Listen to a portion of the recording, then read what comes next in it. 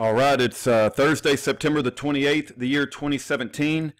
Ray Southwell has written in support of Schaeffer Cox number 22. We have uploaded it to Year of Jubilee website, where you can not only find number 22, but you can find 1 through 21 as well. So I recommend you read all 21 of them. They're absolutely phenomenal. Ray Southwell has some incredible insight into the case of Schaeffer Cox. I have not read this. Let's read it together. In support of Schaeffer Cox number 22, September the 28th, 2017. I was led to believe Schaeffer's conviction revolved around two separate incidents, one dealing with the solicitation during the interview at KJNP radio station, and the other dealing with a conspiracy during another time period. I was in error. Schaeffer's conviction dealt with a single event at KJNP radio station, but all I hear about is Bill Fulton. Nothing more than a loudmouth braggart, as if he had anything to do with Schaeffer's conviction. As he told me, I was a witness called by the defense, so the whole key government witness thing is bull. As for the book being fiction, no sick everything about Mr. Cox. Not everything about Mr. Cox, the hows and whys, the trial is all true.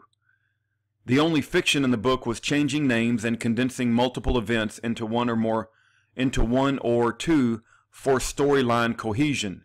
You're taking a conversation I had with name redacted and twisting it.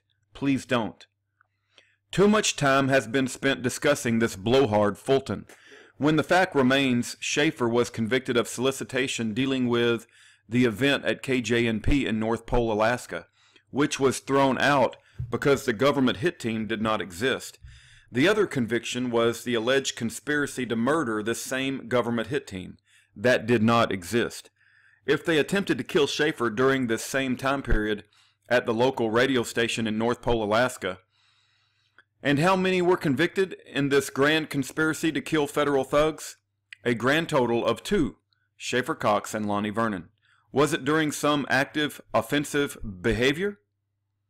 Was it during some active offensive behavior? No.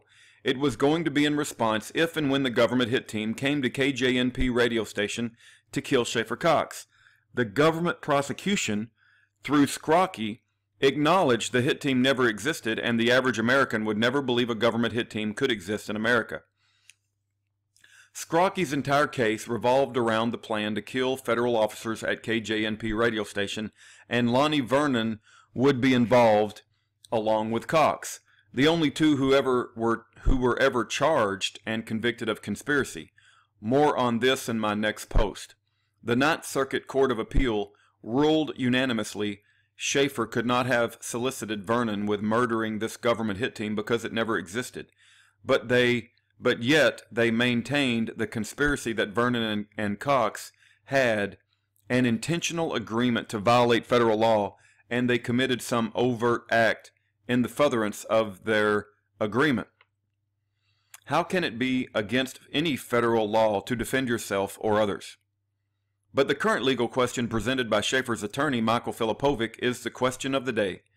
If there was no government hit team going to KJNP radio station, who were the federal officials Schaeffer and Lonnie Vernon conspiring to kill? Stephen Scrocky knew how weak his case was, but he had the depth and economic power of the entire federal Department of Justice and media attention to create the corrupt conviction. All he had to do was keep exculpatory evidence from the jury and make sure the media reported anything that would demonize Schaeffer. To make sure he had the jury in his pocket, he presented witnesses after witness who talked about the militia hit list and all the objectionable things ever spoken by those in the militia. Words, really. First Amendment behavior. Stephen E. Scrocky could never prove a conspiracy outside of Lonnie Vernon and Schaeffer Cox at KJNP, because there never was one as defined by law. Free speech only. And the grand conspiracy theory created by Scrocky was actually nothing more than community members preparing to protect Schaeffer if and when a government hit team came to kill him. This case is clear in my mind. Even without the exculpatory evidence being exposed, This conviction should never been accepted by the district court. Now the question remains, will it continue to be upheld by the Ninth Circuit Court of Appeals in a rehearing asked for by Filipovic? Justice can best be served by setting Schaeffer free. Stephen E. Scrocky can always spend more of the people's money by attempting prosecution again on some other conspiracy theory. Perhaps Bill Fulton could be the primary witness for Scrocky's grand conspiracy theory. Ray Southwell, Nikiski, Alaska. All right. Praise God for men like Ray Southwell. Praise God that he's taken the time to write these 22 articles in support of Schaeffer Cox. I pray that you go to Year of Jubilee and download them and read them when you get a chance. The last line of peaceful defense between the tyrannical government and the defendant is jury nullification. Educate yourself about jury nullification at fija.org.